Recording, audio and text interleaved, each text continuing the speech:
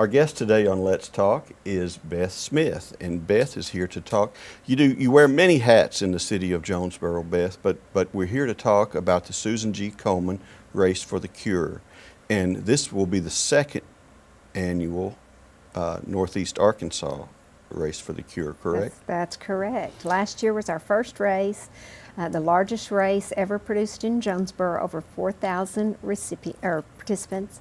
And we're excited to have the second year. You know, I remember being at the starting line of that race last year and thinking this procession is not going to end. and I think even the people with the Komen Foundation from Little Rock were just thrilled by the crowd, the turnout that they saw. They were. You know, when you look at, when you do something for the first time, you never really quite know how to anticipate. Right. And as the local volunteers had a fabulous group of local volunteers, and the Little Rock people put their experience together, they anticipated about 2,000 people to participate, and we had over 4,000.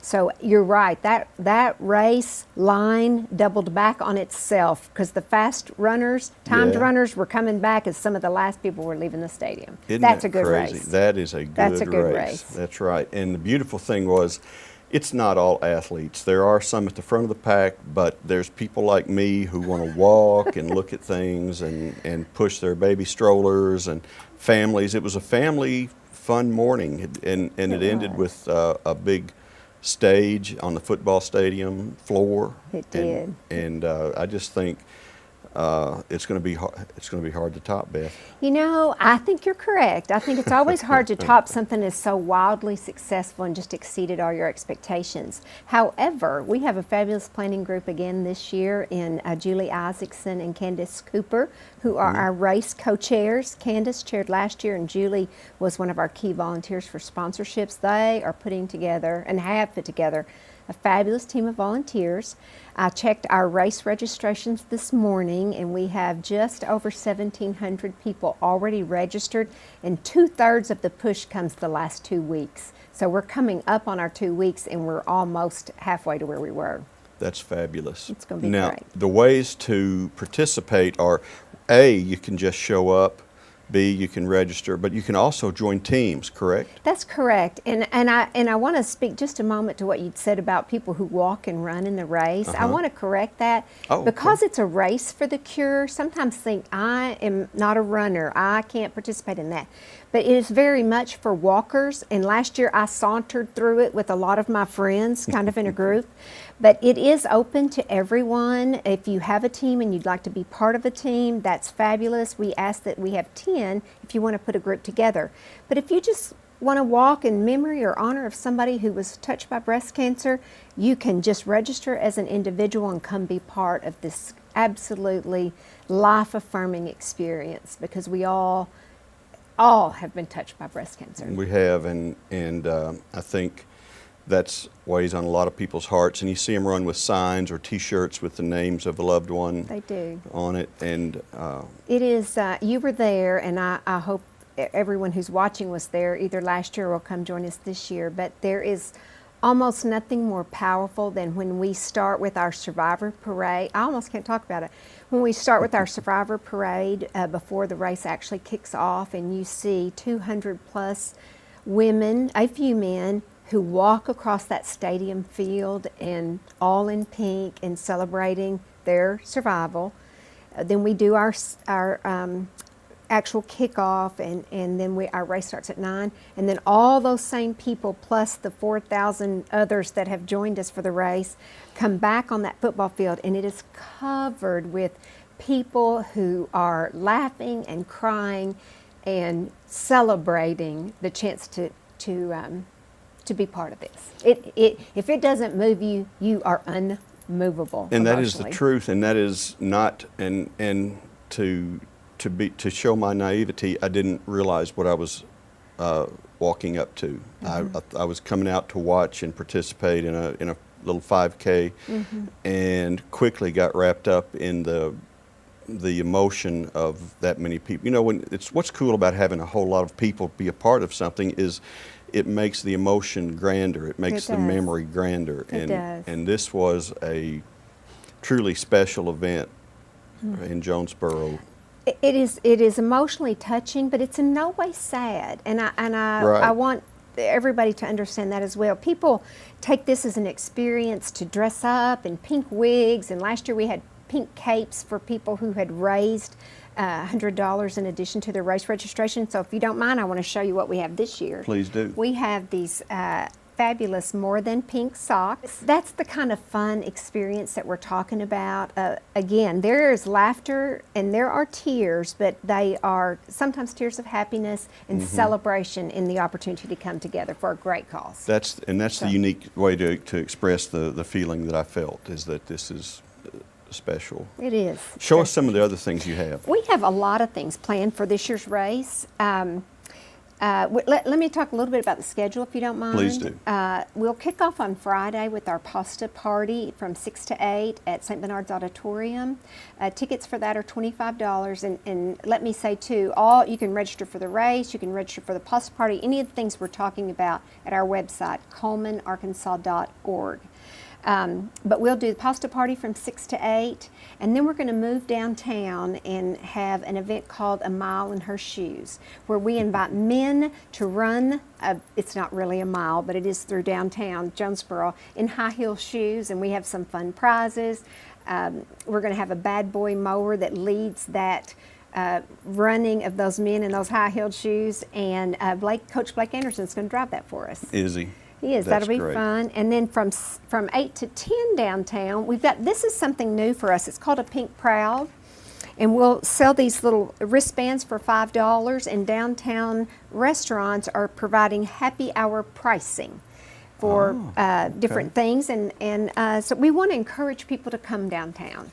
Yes. The race is, we were very excited to have the opportunity to have it in Jonesboro last year, but it's a Northeast Arkansas race, and so part of that is getting people to come, and this is hopefully a chance to draw people downtown. Then on race day, we will open our registration at 6:30 in the morning. You can register on site if you haven't and would like to do that.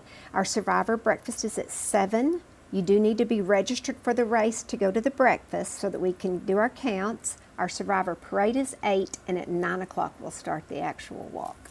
That's great. And it starts at the opening gate? At Centennial Bank Stadium, yes. Centennial Bank Stadium on the ASU campus. Yes. You better prepare, if you don't get there early, to walk 1K before you get to the starting line, because you're going to park farther into the... It is, and in particular, I appreciate you saying that, because of the North End Zone project that the stadium is currently involved with, that upper parking lot immediately behind the tower is not available for parking for safety reasons. There's a lot of construction equipment there, so we are going to be parking at the Convocation Center. Center. It is, that's going to be a fabulous project for the stadium, but it's going to be just a little more opportunity for us this year. That's right. That's right. That's good. Well, it's a great event. Tell us, give me a little more background about the night before. Okay, on Friday night, we have a pasta party that's going to be catered by Chow in Paragould. Again, as we look at a Northeast Arkansas race, we want to bring in partners from other places. Carb loading dinner. We're going to have some people who are teams. The other thing that's kind of an important part of this race are team T-shirts and the dressing up and that sort of thing. And we'll have a little bit of a fashion show so people can walk through and see what other teams have done, special T-shirts that they've made, pink wigs, boas. And then as we move from that space from 6 to 8 downtown, we actually have Brickhouse's van that'll transport us from circle around from the St. Bernard's Auditorium down to downtown, so that they can make that transfer back and forth. From 8 to 10 for that Pink Prowl. We're hoping downtown is completely covered up with people dressed in pink and in town for the opportunity to be part of this race. That's right. That's wonderful. Thanks. And you're going to have the mayor and the chancellor in pink heels? We would like to have the mayor and the chancellor in pink heels. Doctor, I'm not going to throw I'm down going to have to get that passed through by the council first, you realize? I think Dr. Danfus has agreed to do that, so I'm not pressuring the mayor, but I would say, the hunt is on. I don't think either one of those guys say no to a whole lot, so I think they're up for the sport. I do. Whatever. I think they recognize a valuable cause. They do. They and definitely that's a valuable do. cause. And this is a worthy cause. There's no doubt about it. If you don't mind, let me tell you just a little bit too about our race route entertainment. I think that's Okay. the other thing that makes the Coleman race fun. Yes. Is we have a committee who sets up people all along the race route to cheer or sing or play music, do Oh, very yoga, cool. all kinds of things. And this year, because of the date of our race, Arkansas State University is in session, so our students are here. And Oh, okay. all the fraternities and sororities are going to be outside their houses. They're going to pink out their houses and provide that bit of encouragement as our runners and walkers and strollers come by. So that's going to be actually a really neat addition for this year's race, That's wonderful. having that student support. And don't you have a stage on the field? We do. We actually we have a main stage where the Survivor Parade leads and kicks off our race. And then this year we've added a start stage right at the beginning where the actual race begins. That's where the gun is fired that says it's time to go. I actually want to invite the mayor to do that for us if he I is think available he would love to do that. Yes. We'd love to have our mayor come and get everybody kicked off correctly, and then we end back at back on the field at the main stage. Right. Tell me a little bit about the ladies and the gentlemen who really donate their time to this. Do you find that they have a personal story that's motivated them, or do you find that they're just good? You know, we're a very giving community, and do you find? Tell me what you've learned. I think both of those things. Jonesboro's my home, so I have always felt that it's a very giving community. But I do find with the volunteers that we work with, there is a connection at some point. Some of them are survivors, and then some of them are people who've been touched by breast cancer from somebody in their family. It's a very I've worked with a lot of volunteers in my life, but it's a very passionate group about this particular project. I see. That's good. That's a really special tribute. That I'm surprised. I guess that the world is surprised that Jonesboro did so well last year. You know that I don't know how often these startups do so well the first time, but I'm hoping it grows. And you say if students are going to be on campus, I'm sure we'll get a lot of participation from there. I think we will. That was a component, just in terms of planning this massive of an event on a university campus. That the date that worked out last year, they just had already been dismissed, and this time that's going to be a really big element for us. And we appreciate Arkansas State hosting it for us. That's right. Arkansas State steps up really big for the community in this event, as they do in so many. But tell me, let's see, we're talking to April 28th. April 28th. 8 a.m.? You can open registration at 6:30 a.m. Register at 6:30, but if the you race have not starts pre-registered, the race starts at 9. At 9. The race starts at 9 a.m. All right. And pre-register by doing what? ColemanArkansas.org. You can purchase your race registration there, pasta party tickets, Pink Pride tickets, lots of opportunities for things. A lot of ways to get involved and have a good time. And there's a lot of information there too. I would encourage anyone who's interested in this cause to look at our website. 1 in 8 women will be diagnosed with breast cancer, and that's a staggering statistic. It really is. And I want to say one other thing about why it's important to have this race in Northeast Arkansas. We have the highest mortality rate in the state. Is that right? Early detection is key because early detection means early treatment and likelihood to survive.